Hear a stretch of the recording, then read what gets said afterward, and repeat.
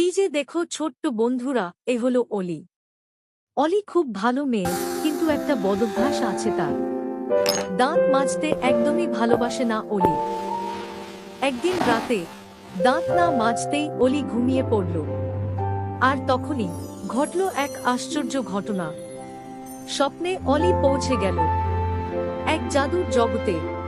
অলি, অলি, তুমি আমাদের ঠিক করে ব্রাশ করো না, তাই জীবাণু এসে আমাদের অসুস্থ করছে। হঠাৎ করে অলির ঘুম ভেঙে গেল। সব কি ছিল একটা স্বপ্ন, কিন্তু স্বপ্নটা তাকে একটা বড় শিক্ষা দিয়ে গেল। আমি তোমাদের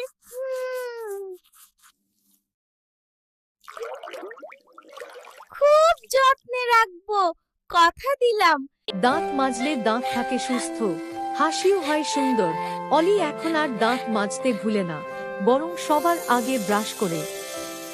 ছোট্ট বন্ধুরা, দিনে দুবার দাঁত মাজো। দাঁত পরিষ্কার থাকলে তুমি থাকবে সুস্থ ও হাসি খুশি।